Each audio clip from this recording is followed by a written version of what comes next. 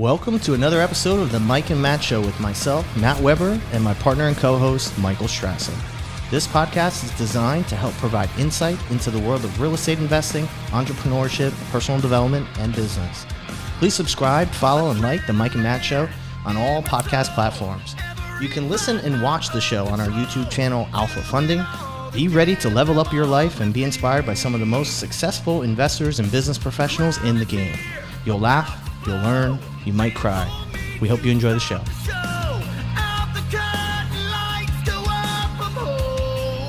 Welcome back to another episode of the Mike and Matt Show. I am your host, Matt Weber, and I'm here with my other host, Michael Strasser. What's going on, Matty? We are at the end of another entire year of episodes of the Mike and Matt Show. How does that make you feel? It's hard to believe it, to be honest. I feel like season 1 took a little bit. Season 2, can't believe it's over. Yeah. And on this episode, we actually have an incredible guest, Jay. I'm so excited to have you here. This is a long time coming. When we started working together, we actually funded one of your first projects, and now you're sitting here in studio with the Mike and Matt Show. There's so much that we want to unpack and go over today. Welcome to the show. Thank you, man. I'm Welcome, super excited to be here, and to be on the last episode is super exciting also, man. It's only fitting because the time that we've spent together, like when our good friends Gabe and Amanda, they got married in Portugal, we spent a lot of time together and we were talking, and it gave us a lot of quality time for us to really sit down and get to know each other more than just on the surface and the professional relationship that we had. And hearing your story, it really moved me, and I'm excited to share it with the listeners today. Appreciate that. This is one of the better stories we get to talk about. This type of story is my favorite story about what we do, because Jay's going to tell his story, but this is what real estate investing is all about. So just a quick introduce Jay. Jay is the CEO of Champion Estates. He takes tiny houses and makes them into huge mini mansion luxury homes. Jay, that's incredible. Love it. Yeah, this is, and I've been fortunate to work with you guys throughout that process. But yeah, taking these small homes and blowing them up into mini mansions has been kind of what Champion Estates is becoming known for. So let's do this. Before we ask my favorite question, it's the question that we've asked every guest on the podcast, which is, who is Jay? I also want to quickly ask you, Champion Estates, what's a little bit of how you came up with Champion Estates. So Champion Estates is super, super important to me, and I'll tell you like what the end goal of that name actually is also. So initially, almost my whole life since I was about 10 years old, the vision for me was that I was going to be a professional athlete. I was going to be a professional boxer.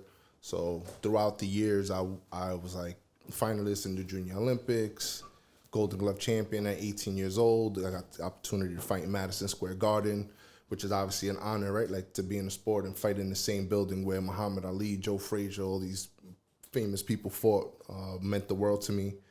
And but unfortunately, an injury brought that career to an end. I was actually undefeated professionally and making my climb up those ranks, and caught an injury, shoulder injury that took me out. So I had to quickly figure out, by then I had a fiance, 2 kids. I kind of dedicated my life to something that came crashing down from like out of nowhere, right?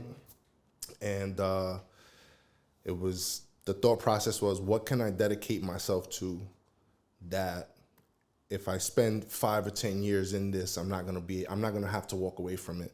So it needed to be something good.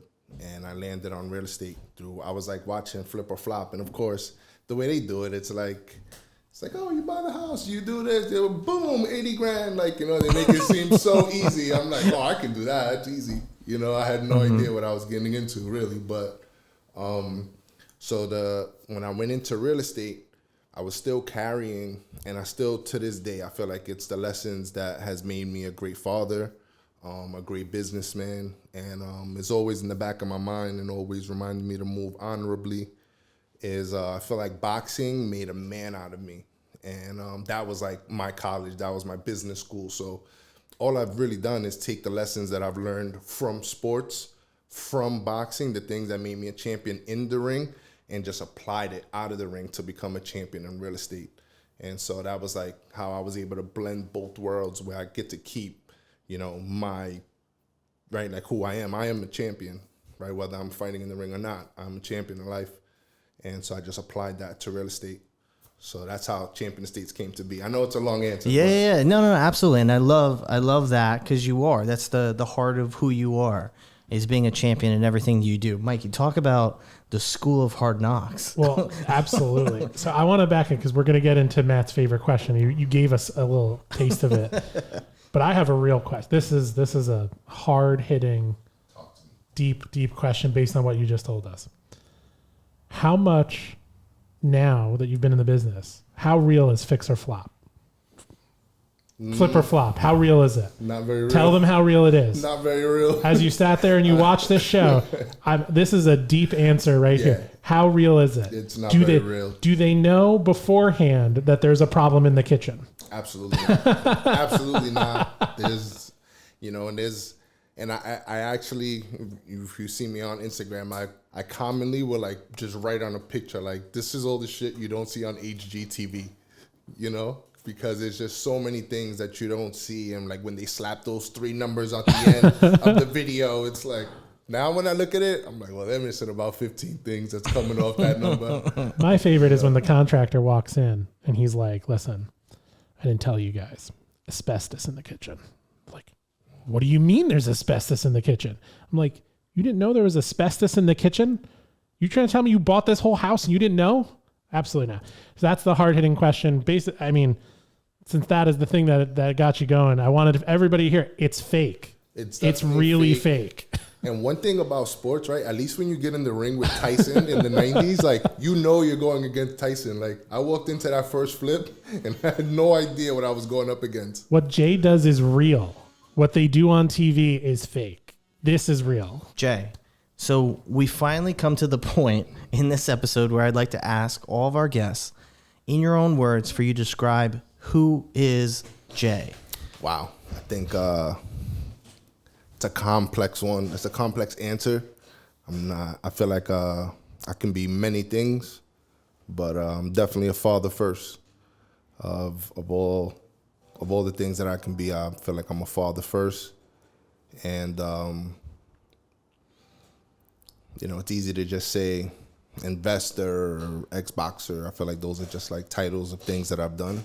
But who I am, I feel like a part of who I am is like a trendsetter. I feel like I'm the one, especially when it comes to like my family and breaking generational curses. And we say this all the time at home. It's like the first one through the door takes the bullets. It's not a easy road to go through. Definitely have to make some tough decisions along the way.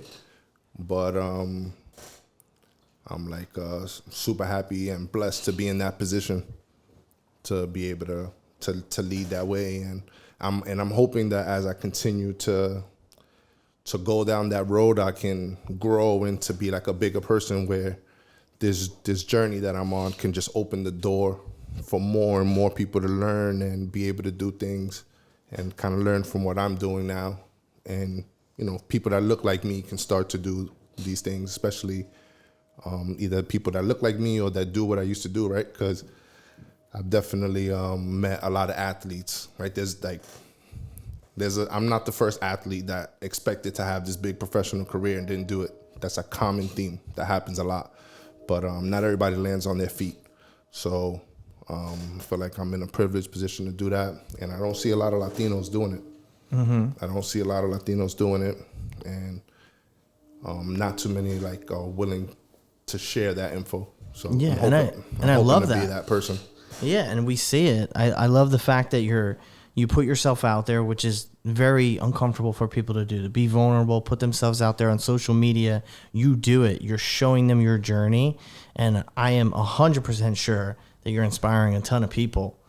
Would you call yourself an entrepreneur? Would you say that about yourself? When it comes to right, that's like a common thing when you meet someone, right? They're like, oh, what do you do? Mm-hmm. Right, they're trying to figure out what your job title is so they can know how to assess you and how much respect to give you. So, how would you describe it then? So I'm meeting you for the first time, right? This is what you're saying here is really great. Like it's real, it's true, right?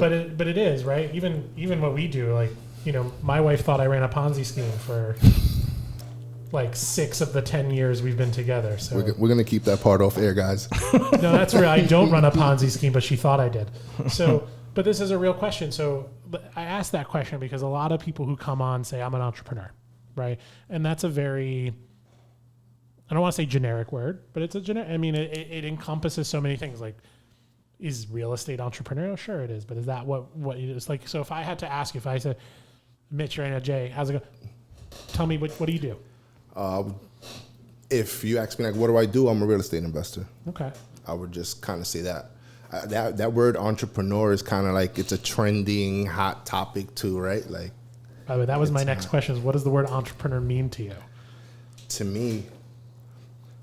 But you said it's a trendy word, right? Yeah, I feel like it's misused a lot. I feel like people just kind of throw that up in the air. It's Do you feel like it's lost meaning? I think so. I think a lot of things have lost meaning right nowadays. Right, it's just like a trendy, cool subject. Like, once you start to peel the layers back on that onion, it's like, you're an entrepreneur, but what? Like, what's going on? You know? So you would say real estate investor? I would say that because, you know, maybe in the future, hopefully when we have this conversation again 10 years from now, that'll be like, what, the 11th anniversary, 10th season, 11th season? Our 12th season, yeah. And then I could say I'm an entrepreneur, because then I feel like, right, you always hear that, like, hey, the way to be rich is 7 streams of income, and you know, so it's like, but me personally, I don't feel like the right thing is to start 7 different businesses, right? You kind of build one tree and then the branches will come off of that. So, you know, in the future, once I finish building this real estate company to the point where I can venture into other businesses, and now you're doing a little bit of real estate, you own this restaurant, you know, are in multiple different businesses. For me, I feel like that's true entrepreneurship, because you're not just mastering one field, right? At least at that point, you're like a champion in different sports.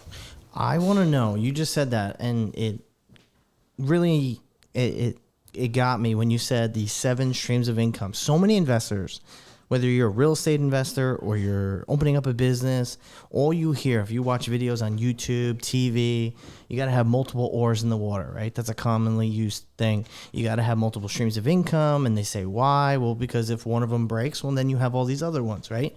And that seems like, a very, you know, it makes sense. But I find out that a lot of people try and take on too much. They try and be too many things, and they don't make the main thing the main thing. I was gonna say, what good is 7 streams of income if you can't get one? Exactly, but it's almost like in football, like if you had 3 different quarterbacks. Well, if you had that really good quarterback, well, that's the quarterback that you would be using and playing with you'd want that person leading your team on a daily basis.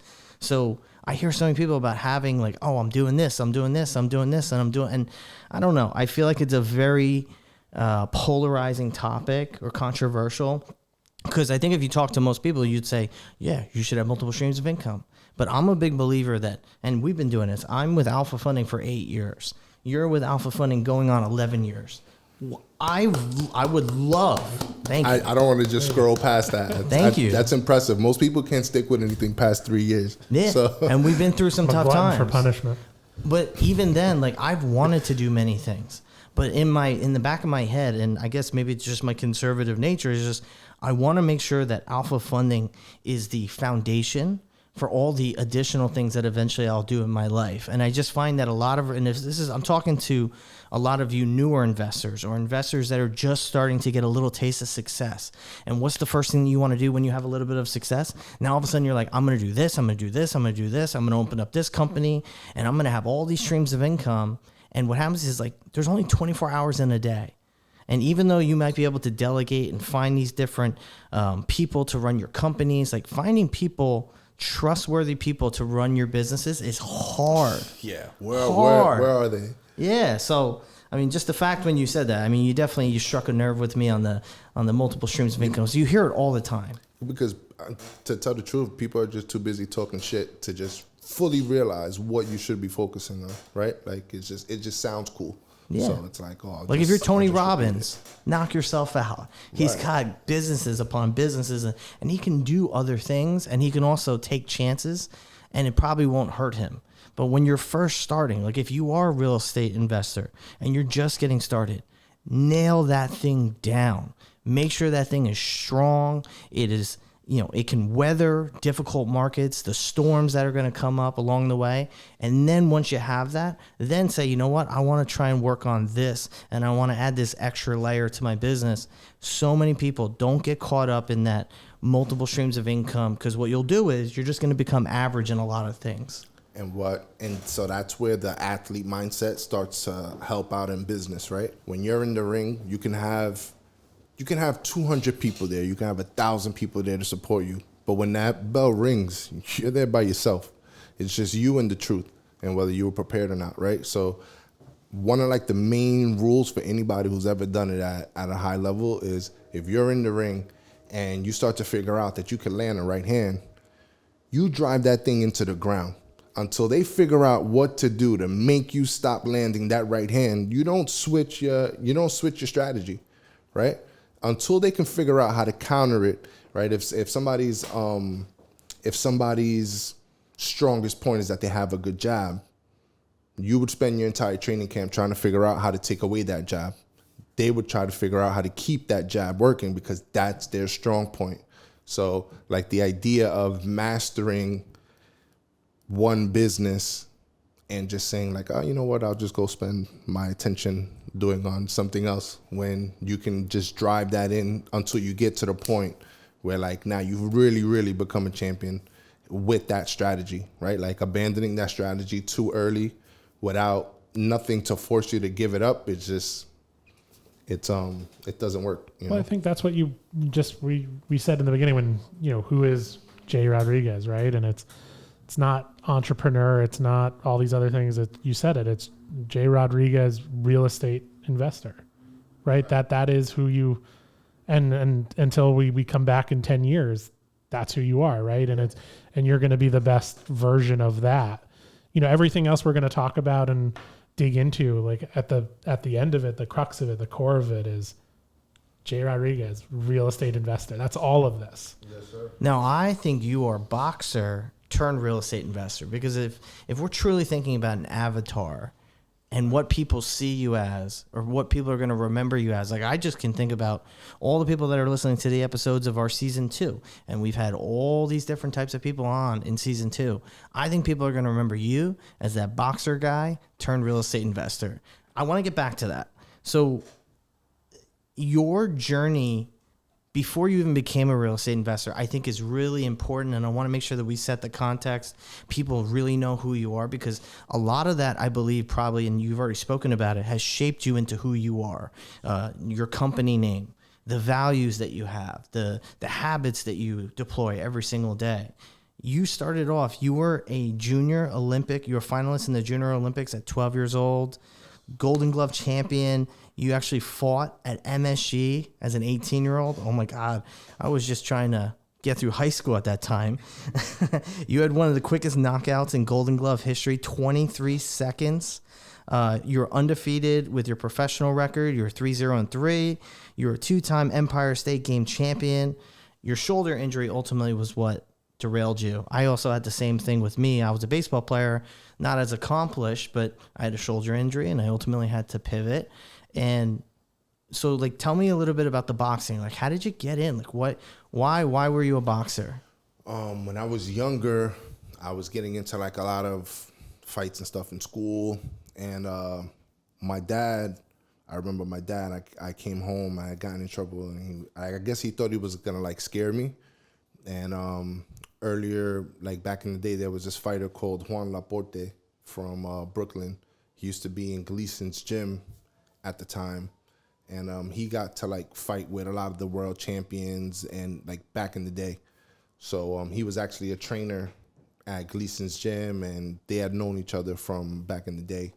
So he was like, "Oh, you're getting in trouble. I'm gonna take you to Gleason's gym, where all the kids fight." And I was like, "All right, cool." And I'll never forget when those doors opened up. That smell of just that humidity, the sweat in the air, and just and I was like, man, this is home. I just loved it. And then all of a sudden it became, then I started to realize I was like naturally good. I was like naturally heavy-handed. I had to work on, right, obviously the technique and everything. But it's like the one area where like, right, because sometimes you work hard at many things and sometimes they work or they don't. It's not like fully in your control, right? Like you just can't decide to wake up and be 6'8". You can't. But I can decide to work on my jab. I can decide to work on my right hand. Like all of a sudden I figured out that the harder I work on this, the more results I'll get. The more dedicated I am, the more those results will show. And then all of a sudden it was like, I'm doing okay. I'm doing good. I'm doing even better in sparring. And then it went from like getting in trouble from fighting in school to like all of a sudden people are like clapping for me when I fight. And it's like there's interviews and newspapers and it's like everybody was happy. And it was like, wow, you know what? This is awesome. And then, it's funny because like the more you learn how to box or right. And I think it's true in any discipline, right? Even MMA, karate, whatever, like, the more disciplined you are, the less trouble you seem to get into, the easier you could take somebody giving you the finger out the window or something. But it's just, I think I fell in love with that of the sport. And at the time, Tito Trinidad was like, I'm Puerto Rican. So for us, like the only thing bigger than Tito Trinidad is God. Like I remember New York City used to stop. Like when he was fighting, everything would stop and like everybody was glued to those things. So, just seeing like how he was able to move our people was like super motivational for me at the time. I mean, a lot of what you're saying is like you're very steeped in discipline. Right? Like, even just, that first moment you walk in the gym and then you realize that this is something you like, but that it's hard work. Right. So maybe let's unfold that into your business today. Right. So how did you take that? You had a shoulder injury. Was that during a fight or did that come outside? That came through training actually. Okay. So now you found yourself, and you said it earlier, you had to pivot. You had to go into something that was, what did you say, 5 or 10 years, right? Something that you would. So now how do you take that discipline into what you do, right? Like, I don't think discipline isn't something you forget, right? Like disciplined people take that discipline with them in everything. Well, so, the way you do anything is the way you do everything. Right. So, but how you apply it, I think, is different in everything, right? The way you train for boxing is going to be different than this. So, but how did you take that discipline, that focus? Like you're saying, like can tune out the people being, like what you say, you can tune out the people giving you the finger. Like, so how do you take that discipline and now say, okay, I'm going to apply it to this, where there is something completely different. You've never done it before. You're pivoting, you're coming to something completely brand new. So there's part of it where you have to be the best of it, but part of being the best of it is you have to do it with anything. So how do you cut those pieces from the beginning, from, all right, I'm going to do this first thing. And then even after the first thing, I'm curious, like, because the discipline's going to change again, right? You got to do the first one. And then how did that take you from that into all the subsequent real estate deals that you did from there? So there's like 2 parts to that answer, right? The first thing I think is the most powerful of all is realizing one thing that boxing did for me was it kind of let me know that if you stick with something long enough and you really apply yourself, and you're willing to go through the broken hands, the busted lips, right? The bumps and bruises that come along with that journey, and you stick with it long enough, you'll be able to bear the fruit, right? But I've seen a lot of people quit along that journey and never get to the other side. So when I went into real estate, I was able to kind of go in with that mindset and say, I have no idea what I'm doing. I have nobody I could turn to go to. There's no rich uncle. There's nobody that's done anything with real estate. So like I had nobody to go to, nobody that I can even reference, or if I fell into like a tough situation that I can go to. And it was just kind of like, but knowing that from the beginning, it was like, all right, this is going to be a bumpy road, but like, I'm going to go for it. How did you? Can you share with the audience, share with our listeners, how exactly was it where real estate all of a sudden came in and became probably your biggest focus right now in your life outside of your family. 100%. I love how you said that. Outside of my family, it's 100% the biggest thing to me. What boxing used to be, real estate has become for Your me. sport. Yeah. And so I applied the same disciplines, but that first part, like owning that, right? Because I feel like if you know that when you go down that road, it's going to be rough, then you kind of go into it, kind of brace for impact, right? Like the biggest shots that hurt you are the ones you don't see coming. So just be knowing that that's going to come. Like I've met a lot of world champions. I've never met any of them that did it without getting a busted lip or, right? Like it's happened. So just knowing that, I went into it knowing I was going to have to go through some stuff to get to that side. So I would say that was the first part, was having like the right mindset of the uphill battle I had in front of me. And so then I said, okay, so this is the fight. What do I need to do? I need to prepare myself. How do I do that? I need to get the right trainings. So, but I didn't have a lot of money. I had no money, no credit. I had nothing. All I had was a lot of determination, but I knew that would be enough, and that sounded crazy to everybody I talked to, because it was like, yeah, well, where's the money? Like, show me the money. It's like, just give me a second. I'm gonna get to it, And so I just started out with determination, and I started going through different trainings. So I went to every free training that you've ever heard on the radio, book, internet, every free 2-hour webinar. If I could do it from home on the car. And at the time I was working, I used to work on a cement job. I used to be like pumping lines of like footings and foundations. So while I was waiting for cement trucks to pull up, I was in there looking and studying YouTube videos and learning. And these guys were over there like wasting their time waiting. I'm like, all right, I'm gonna watch these videos. And when next time I start pulling up to a sites where footings are getting poured, it's gonna be my site. And I just kept learning. And I knew that once I had enough value that I could understand what I was doing, and then I could start approaching people and start to figure out how to actually fund the project. But first I needed to identify a deal. So and then I went to one course that kind of taught me a little bit about business funding and like credit cards and leveraging business lines of credit and 0% APR. So at the time, the first deal I did, I was able to buy it for $88,000 in Roselle, New Jersey. And it was before I got that deal. Let me back up a little bit. Before I got that deal, I was trying to make offers on other deals. I was trying to reach out to different lenders, trying to see like who would loan to me. And I'll tell you, man, I put in about 100 hours of phone calls, because like I said, I had no credit, no experience, no real money, nothing. So everybody just kept telling me no. And I'm from New York. I'm in Queens. So I'm trying to figure out how to do this. At the time, I'm still living in Queens. And I finally found this one lender, and they were like, you know what, we'll lend to you. And I was like, that's awesome. She was like, but there's one problem. We don't lend in New York. I said, and I swear, this was like my immediate response to her was like, well, where do you lend? Because I'm going to figure it out. And she started down this long list of like 11 states. And then finally she said Jersey. And I was like, yes. I'm like, I will call you back in a month. Like, just give me some time. This is awesome. All right, you need anything else? So I started figuring out who was doing stuff in Jersey. So that's how I landed in Roselle. So I started looking at Roselle, but these guys were just, everybody was beating me. Everybody had these cash offers, these big money guys just kept beating me on offers. I'm like, how do I come up with the money? So I started to get creative. That's when I learned about the credit lines. And so basically I was able to generate lines of credit.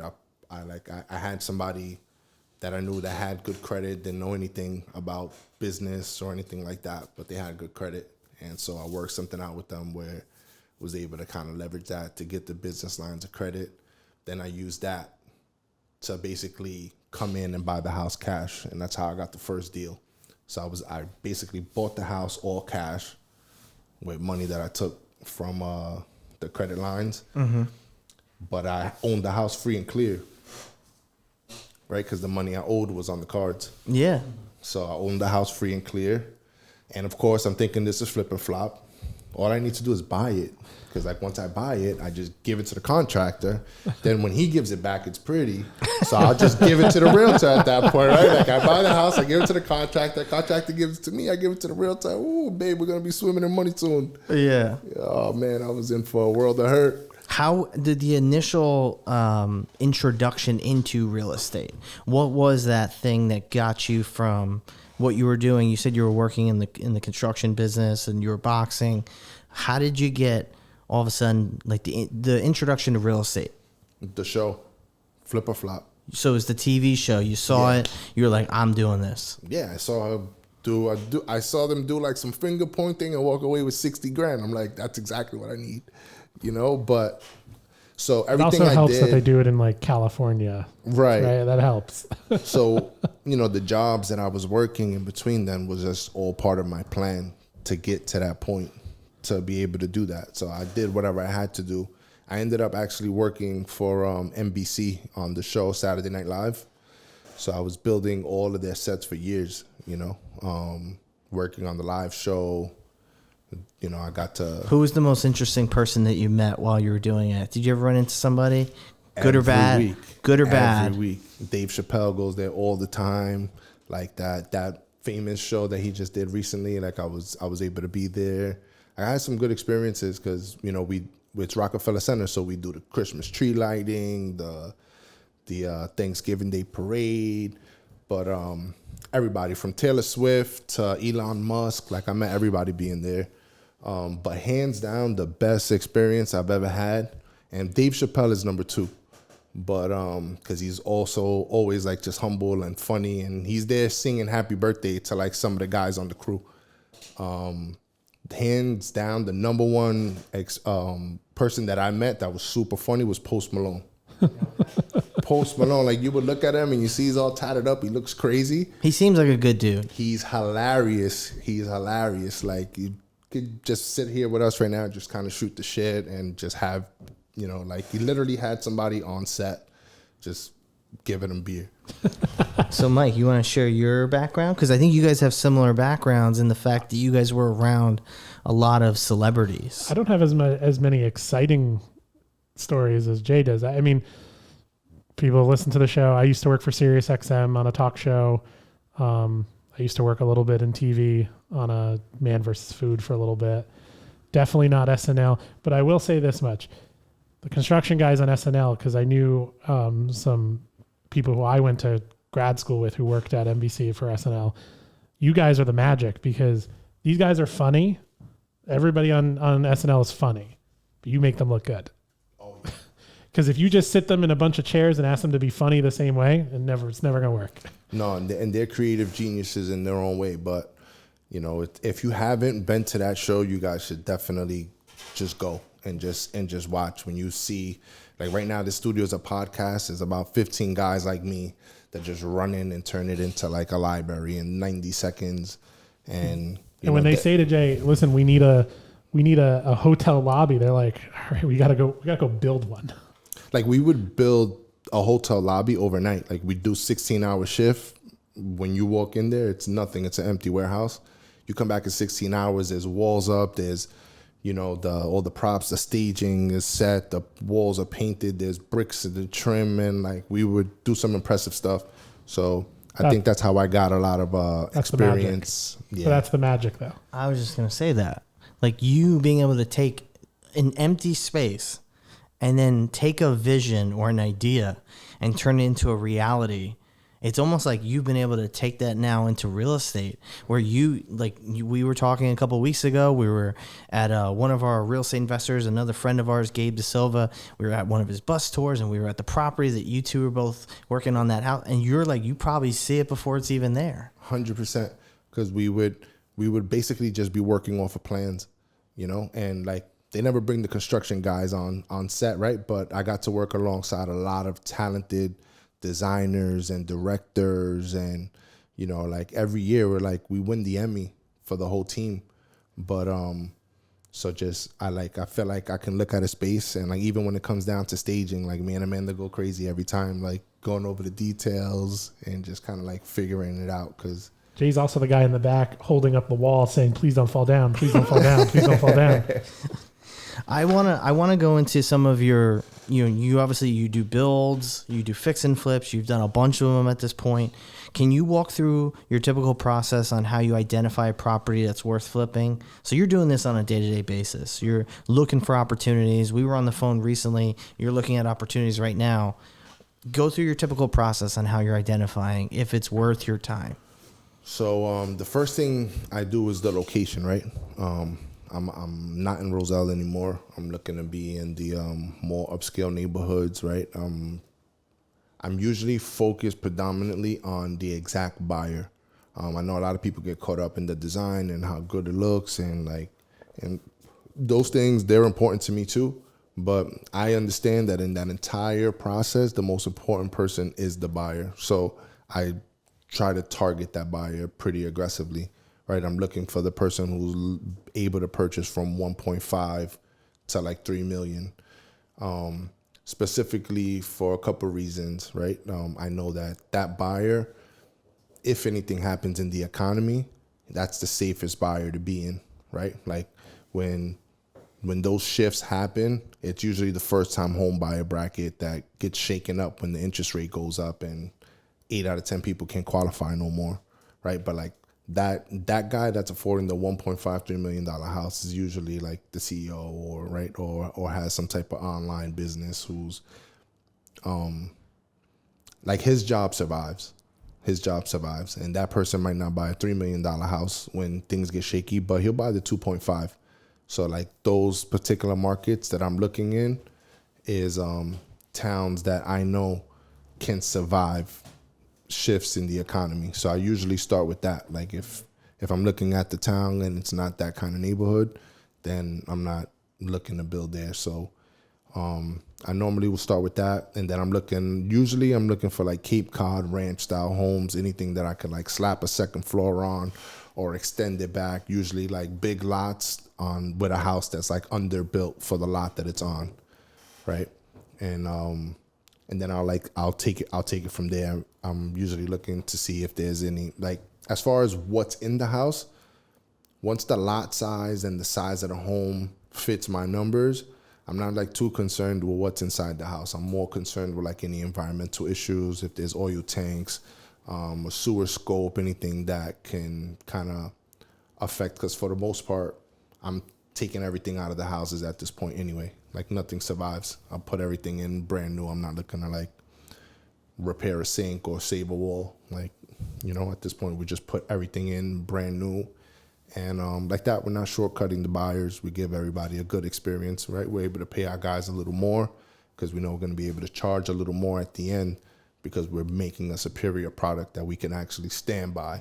And we know we're not giving this guy a good looking sink. Like we're giving them 100% brand new plumbing that's going to survive the next 15, 20 years. He's not going to move in and have issues on the 6th month. What are some red flags that you look at? So you're looking at these properties, you're saying it's location, you're looking for a specific type of property that fits your model. Right. What are some red flags that you're identifying when you're going through your analysis? If you're an investor, helping out some of the listeners, what are some of the things in your process that you look for as a red flag? Usually if I walk in to the house and I see staging, that's a red flag. Why? Because that means that whoever's in that house is trying to maximize how much they can get for the house. They might have slapped some paint on the walls, right? Like those people are looking, right? Like that person's in a different position, right? They're not a distressed seller. They're smart enough to know that they need to make it look good, even for anybody. Right, but what happens is that a lot of times they're putting lipstick on a pig and trying to sell it to you for a price that's just, it's not its true value, right? Like they're seeing comps in the neighborhood go for whatever those numbers are going for. So sometimes you'll see, like I went into a house that had literally like old 1980 windows. They slapped some paint on the windows and staged the house and put some new light fixtures and was trying to charge like renovated numbers. I'm like, what? This is crazy. I think a lot of that boils down to expectations. Mike, we talk about it. We've said it for 2 seasons now. Expectations. It just seems like the seller, they have a different expectation, and it's probably something that you're not going to be able to massage. I like using the word massage, or be able to talk them into something differently. Yeah. They are set in their way, and you're looking for just a different type of seller. Yeah, I'm not looking to take advantage of anybody, but looking to. But you're looking for maybe an opportunistic an opportunity. You're looking for maybe a property where it's in a really bad condition, and the person really needs help, and you can be there to help assist them. Right, like at that point, somebody might be losing their house for $400. I might be able to come in and buy out the $400 and give them extra money where they can move on and have a nice second chapter of their life and move forward. So, what else are some other red flags? The oil tank is definitely a big one. I've actually had some situations pop up where like there was some on site, and we know that can lead to some pretty hefty bills, enough to kind of kill the deal. What are your thoughts on a property that sits on a double yellow line, like a main street, versus being on almost like a side street? Do you have any preference between the two? Yeah, definitely off the side. Yeah, the double yellows would definitely be a red flag, depending on the town, because in some towns, like Short Hills, for example, some of these houses on the busy roads, man, they're just because of the schools, people are willing to pay to get in there. Like me and Gabe was looking at a property, and we thought it would go for one number. It ended up going for much higher, and it was on a double yellow road. So I feel depends. I think if you're in the right town, it's not. Yeah, it's very town dependent. As a general rule, if you're a new investor and you're listening to this, and then obviously, if you see a double yellow, reassess the situation and know how to adjust those ARVs. It doesn't mean walk away, right? And some towns you may be able to just say, all right, the double yellows are usually trading for $100K less. I would just maybe try to find a more specific comp, right? And maybe try to find a comp along that street specifically at some point. And, make sure you're working with a realtor who understands what they're doing. The threshold to get your license is so low that, and no disrespect to any realtors that's out there doing it at a high level, but, just because somebody has their license doesn't mean they should be selling your house. I have my own license, and as you guys know, I don't sell my own properties. But I think it comes back to take one step back to the expectations, right? The red flags you're talking about, they're all expectations. The last 4 years, I think it just ruined everyone's expectation for everything. That same person, the lipstick on a pig, put in some light fixtures, threw some paint on, staged their house, wants to sell it. It's because everybody thinks that they're just going to sell. Because that's been the last several years have shown us that people will pay anything, right? And even the oil tanks, people don't care, right? But even in the double yellows, I think that phenomenon is really that's a supply phenomenon, right? If the only house you're going to find is there, right? And I don't disagree with you for non-experienced investors to be wary of houses on really busy streets because they have all their different issues, right? Right. Yeah, you have a house on a busy street with a huge setback from the street, it's probably fine. But for most investors, they wouldn't even think about that. But that's also an expectation piece, right? You're talking about wealthy towns, the places you target, people will buy, right? And that's been the expectation. So it's really about, you have to, some of the tried and true things that we know about real estate investing, you have to hold on to, and some of them you have to throw out because we're living in a different world, right? So you have to be really careful with that. And, I want to just pivot for 1 second because we're coming up towards the end here, and I have one really important question. Okay. And then the second question is the most important. I'm interested. Well, this is the edge. I'm on the This is the end of your special. I know. I'm on the edge of my seat right now. This is the end. So the first question I have, you'll like the second one. I know you. I've done this with you long enough now. I know enough about it. So my first question though is this: we've heard a lot. You've taken us from your beginnings, boxing as a 12 years or younger from what I have. You've taken us through your real estate journey, how you approach real estate, right? Which I love it, and I'm happy we've had a chance to be a part of it. But now there's my next question has to do with about looking backwards a little bit to pull things forward. You were a professional athlete, right? At a high level. Injury brought you to a completely different world. What would you say to yourself if you could go back and imagine that you were never going to get injured, right? Let's say you went on to have a continued illustrious career beyond the illustrious career you've already had as a boxer. But would you tell yourself anything different about paralleling your life as an athlete and paralleling your life as a business person? Would you give that advice to yourself? What advice would you give yourself? And what advice would you give those up and coming, like people in your same position who are going to Brooklyn, to the gym, to start a boxing career?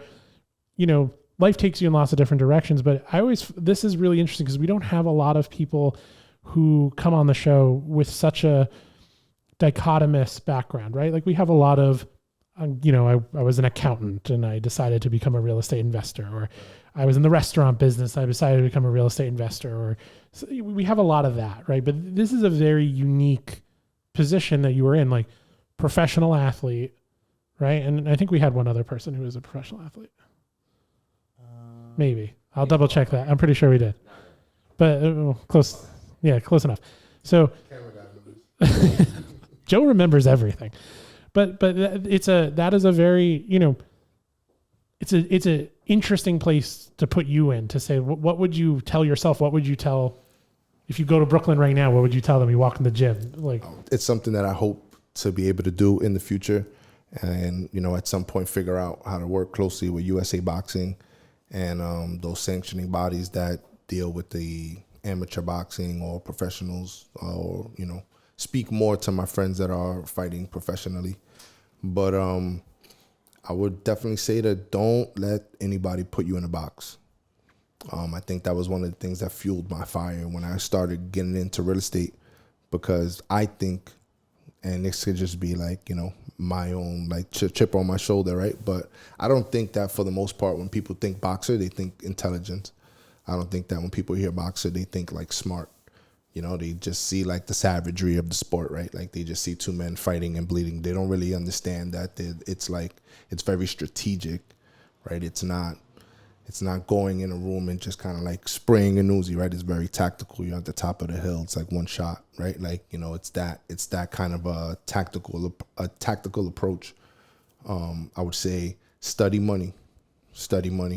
Even if you're training, you're doing boxing, whatever you're doing, and you want to get to the point where you're making millions in boxing, and like that's great. However you do it, but if you decide, right, if you grow up and you want to be a doctor, you want to be a lawyer, you want to be basketball, whatever it is, your profession that you decide, they're gonna pay you with the same thing. They're gonna pay you with money, and if you don't know how to grow that money, and you don't know how to flip that money and be able to hold on to it, then you end up like a lot of the celebrities that we seen when we were growing up, right? How many of like my childhood heroes, like Evander Holyfield, ended up going into bankrupt, so when I see guys like Danny Garcia, and like some other friends that are like in boxing and making real estate moves, it's like it's exciting for me. Would that be, so that would be what you would tell yourself and your peers? You would say, learn, focus on what you're doing, right? Because I don't want to make it sound like I want you to tell them like, hey, look at something else. But it's about, you need to be dedicated like you were to your craft, right? But also that part of that dedication is you have to, you're like you said, you're getting paid with the same money. And so like part of that dedication is not just to get it all and then lose it. Right? It's about, you're doing it for a purpose, right? And the purposes could be multifaceted, right? You're doing it for personal pride. You're doing it because you're the best. You're doing it for all these other reasons, but you're doing it to, you're a dad. You're doing it to build a life, right? You're doing it for your family. And part of all of that is, hey, you got to learn these are other skills that are important alongside of the parts that you're focusing on, right? Like you were talking about that right, that right punch, right? Like, you got to learn how to do that, and you got to make sure your taxes are in order. You got to learn how to do that, and you got to make sure you're investing. You got to learn. And is that what you would tell yourself? Yeah, I would say I think I would tell myself at 18, man, at 18. I would tell myself at 18, or anybody that's like at that level, to as you're focusing on becoming better in the sport, to master a business and study financial literacy. Study financial literacy, understand, even at the basic level, right? Just understand how credit works, understand how business works, how real estate works, way to preserve your money, how to grow mentally, right? Do a lot of the personal development that could really grow you to the next level. And, you know, sometimes that might mean getting around better people. Sometimes that might mean, you know, you got to cut off some relationships, right? Sometimes that might mean you got to cut off some relationships to do that. I love that you just said that, because I was an athlete before I got into personal training, before I got into real estate, and I would probably say the exact same thing to myself when I was younger.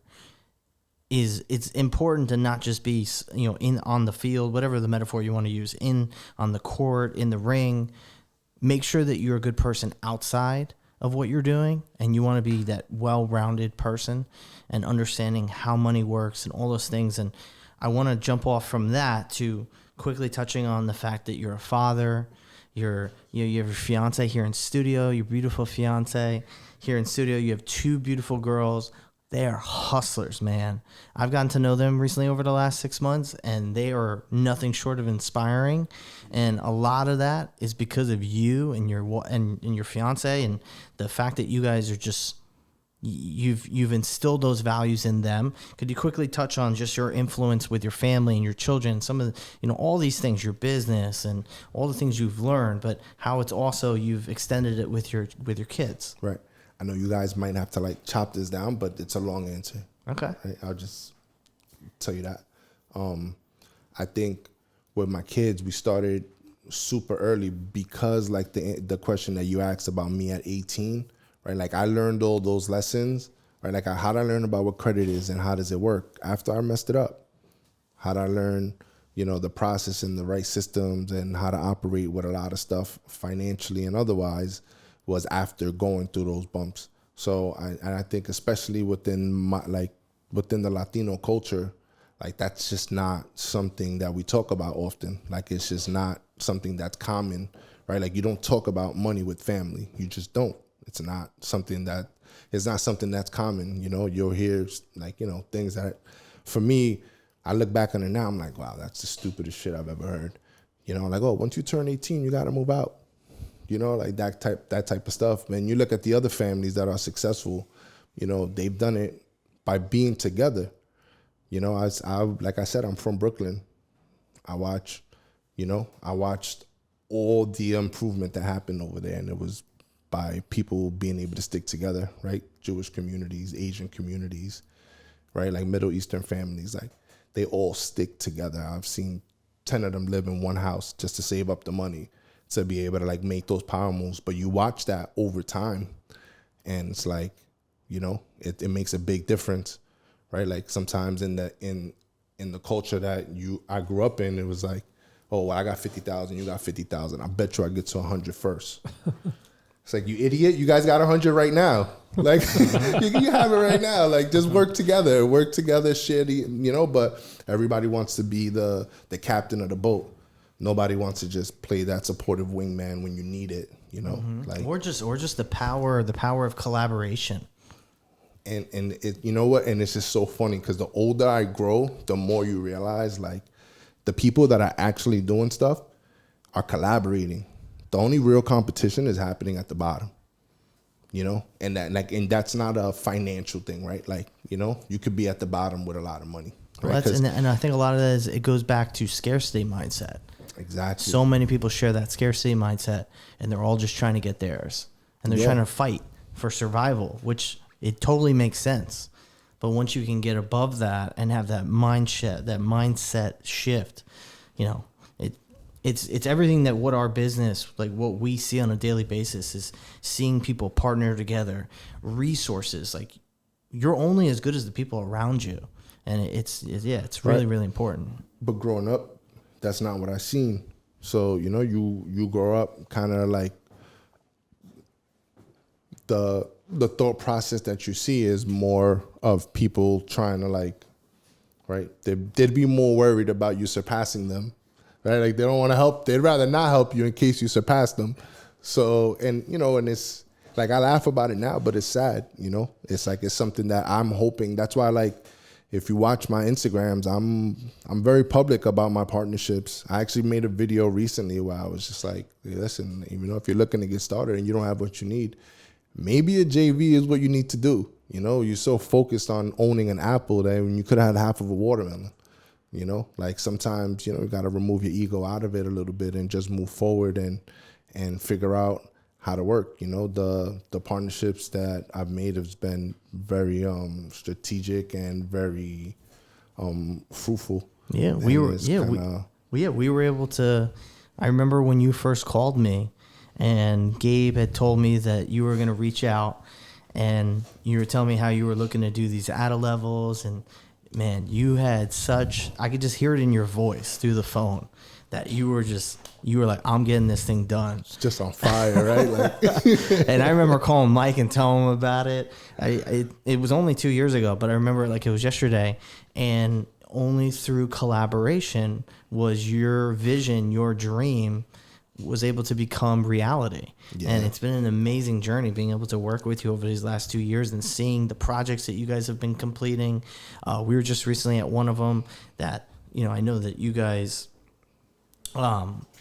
did very well at. You guys have another one that you're working on, and it's been amazing. Two more currently. We have about like $5 million in real estate coming to market in the next couple of months, which to me means a lot. Like I said, my first property was $88,000, and I had to do every single part of that project. Like, literally touched every tile, every piece of sheetrock, every paintbrush, like, on site. You know, so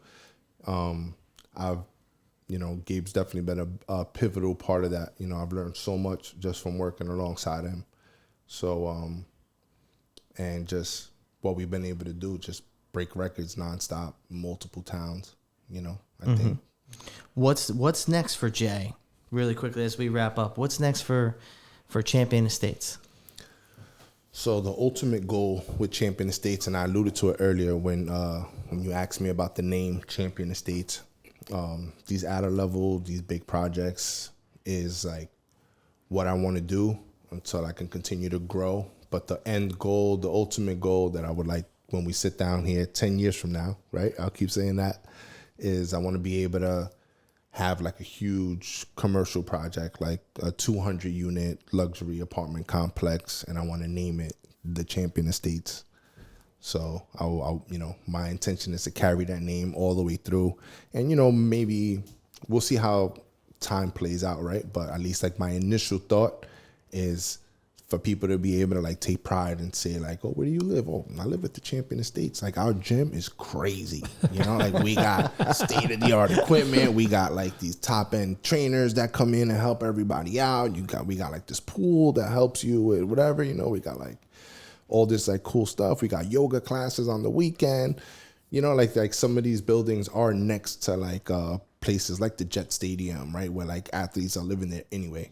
Like, you know, so some variation of that where we can kind of carry that through. Getting back to the family thing. Yeah.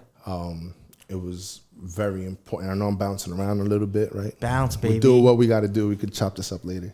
It was very important for me and Christina to teach, right? Like, so many people, they're so busy trying to give their kids what they never had. Like, we want to teach them what we never knew. Like, it's so different, right? Like, what's the sense of me giving my daughter $100,000? She doesn't know what to do with it. She's not educated, especially once I realized I had girls. Like, that made me feel like they could be a little bit more vulnerable in that state if they weren't like mentally prepared when they get to that point. So my mission from the beginning, and I just showed you guys a video at Zelly at like 6 years old, explaining liabilities and assets, right? Like, was to always have them prepared, right? Like, I'm like, oh, you have a daughter, man, you better get, like, right? Like, and I understood. I'm like, by the time my daughter gets to that point, she's going to be so prepared to deal with whatever comes, right? It's like, you look at it like a fighter going into the ring. If I prepare her, I don't have to worry. If I prepare her mentally, right? Physically, spiritually, like, she'll be able to deal with whatever comes. So, like her cotton candy business that Zelly has. You stopped by one of her events recently. Candy clouds, Mikey. Candy clouds. I've had candy clouds multiple times. I had the Matt lives in a candy cloud. That's all he thinks. That's all he thinks about.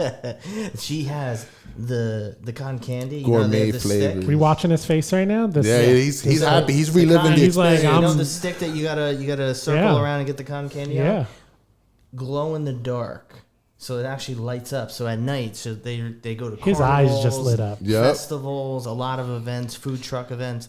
And she'll be posted up, and she'll be doing different flavors of cotton candy. He doesn't want the cotton candy. He just wants you to pour the sugar in his mouth. Yeah, right. It's like he doesn't need it to become cotton candy first. And you know what? It's not because she's my daughter, but like her green apple literally tastes like a Jolly Rancher. I don't know if you got Even to have chocolate, that one. The chocolate is I was crazy. surprised. I mean, my favorite is the blue raspberry. He's like, we can skip the part where you make it cotton candy and just put it in my mouth. And how old's your daughter really fast? So she just turned 14. She's been at this for 2 years. 14 years old, owns her own business, makes cash, boatloads of cash, and she hasn't even gotten, is she in high school most of yet? it comes from She you just because you're buying all the candy. Just started. Yeah.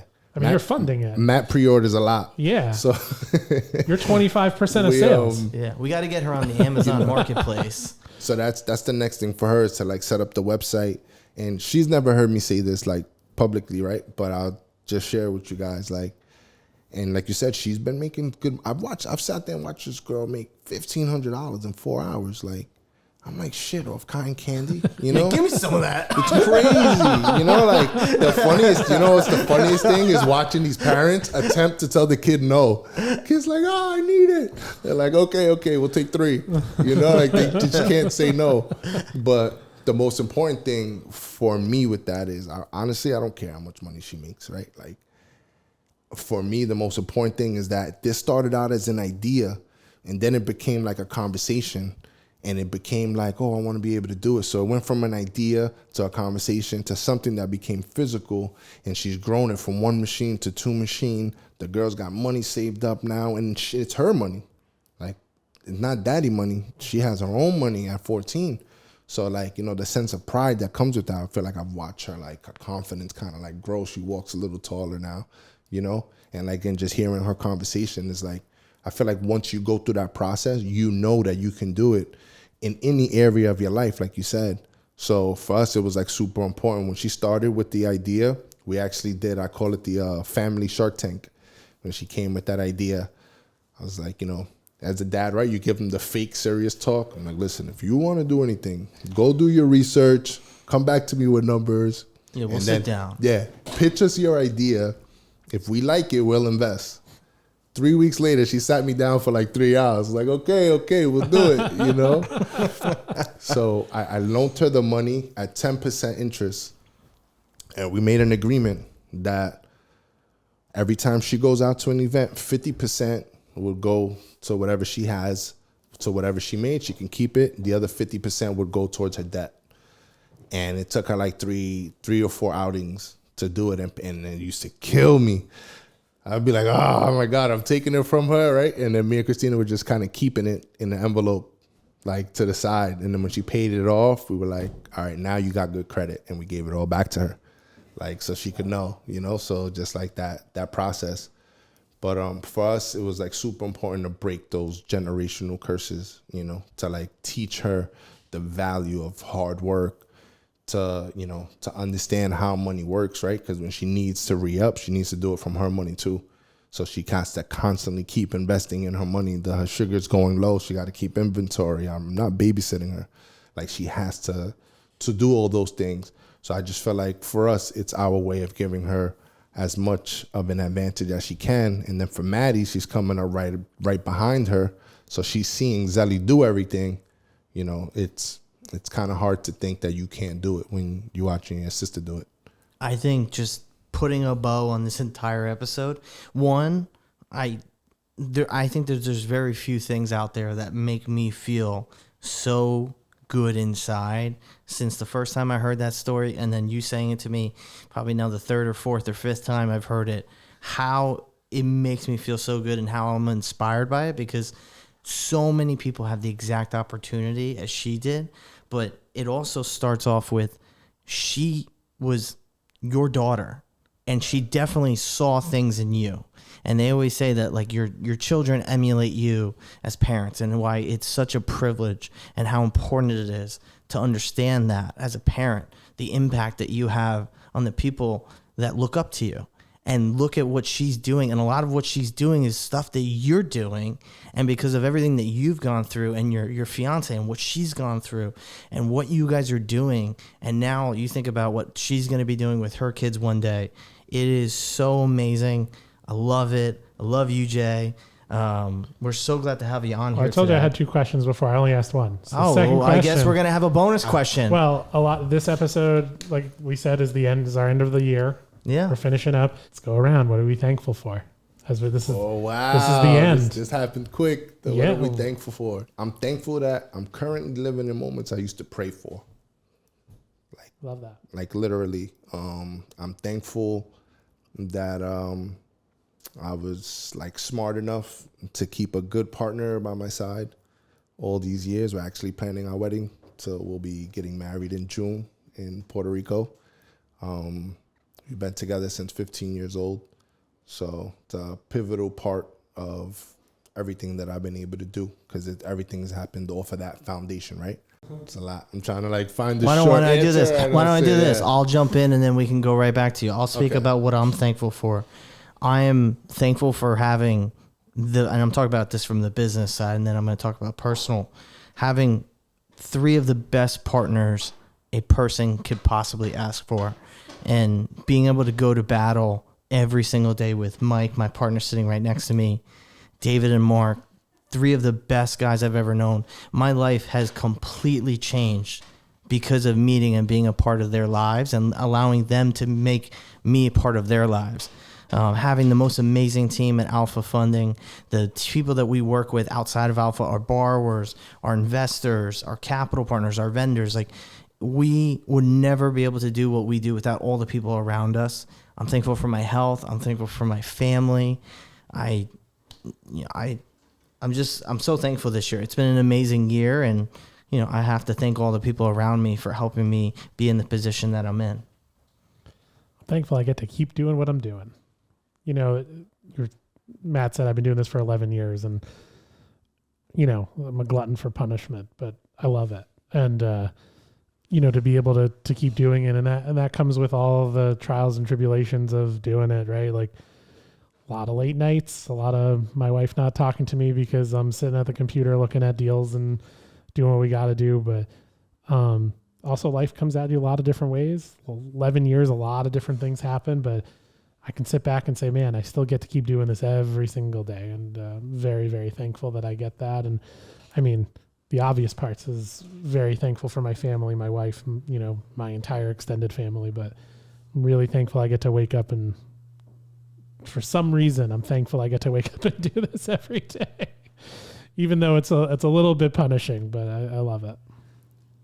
Yeah, I definitely have to follow that. I'm super grateful to have had the opportunity to work alongside, guys like Gabe Da Silva, Amanda, Kathy Saman, everybody on my team that, kind of makes the dream team happen. I've learned so much and grown so much just from being around a good, solid group of people, and grateful for the relationship that we've been able to form too, and working alongside you guys for years. And like you said, Matt, getting to know you guys at a deeper level, it's not just business, right? And for me, that's like priceless, right? Because you don't want to be doing business with people you don't respect. So it's priceless. So I'm definitely thankful for you guys and for everything that we've been able to. I feel like we've been able to do a lot in a short amount of time. 2 years, looking back in just 24 months, what you guys have been able to accomplish, where we are. It's amazing how fast things can. My life has completely changed. I was able to quit my W-2 and have more time to be able to do all the things that we've been talking about. Once you shifted away from it's about me, it's not about like what you now have been doing with your girls, what you're now doing on social media, trying to inspire. You're just trying to help people. And the pressure it's not on you anymore. It's not about like how can you best serve yourself. Right. And the pressure it just literally evaporates once you start focusing on others. So like I know for me, like it used to be like that because I was thinking about it was the ego. You were thinking about yourself. All right, so we were talking about when you were boxing and the things you learned, and well, I went through I went through this thing about you were a boxer. You obviously learned some things, and now you're in real estate investing. Some of the things you did while you were boxing, has some of that translated into you as a real estate investor right now? Right. So the way that when I'm looking at a property, the way that I attack it is kind of like the same way I would do a fight, right? Like. I feel like because like what I was telling you, everything's about strategy. If you could study any opponent long enough, like you'll figure out a way to beat them. So except that real estate is so public, right? Like when you're in a training camp, nobody allows you to go in and watch their sparring. But in real estate, you can go and see the comps. You can see what other people are doing. So just doing the research and figuring out, that's my version of like studying your opponent, right? You see what other people are doing and how they're doing it. And then you know how to beat them, So when they go and they put an 8-foot island, I'll go and put a 14-foot island and then list at the same price or maybe a little bit higher, go a little bit extra with the details in order to stand out and beat the opponents that way.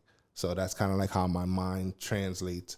So I do a lot of preparation, right? Like if you're fighting, I do a lot of preparation. If your fight is in April, you can't show up in April to get ready, right? So long before we get on the site, I'm going over all the details and making notes of everything that needs to be executed in a certain way and organizing my guys to work together as a team on one goal.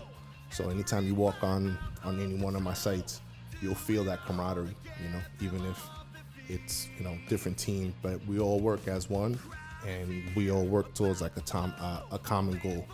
So I like that. It's almost like the fight is kind of like the closing for the home, the sale. Yes. And everything is leading up to that sale. Everything is leading up to that fight and that same preparation that you put into your plan, your training, same thing that goes into your projects, all of that preparation, all of that discipline, kind of leads to that same end point, which is pretty awesome. I like that. Thank you for listening to another episode of the Mike and Matt Show. We hope you enjoyed the episode. Please subscribe, follow, like, and comment on whatever podcast platform you listen to all of your favorite podcasts. If you have a guest that you would like to see on the show or have a topic that you would like to hear covered, please email us at podcast@alphafunding.com. Again, I'm your host, Matt Weber, and my partner, Michael Strasser. Be the best version of yourself and take action. Life is meant to be explored. Be great, friends.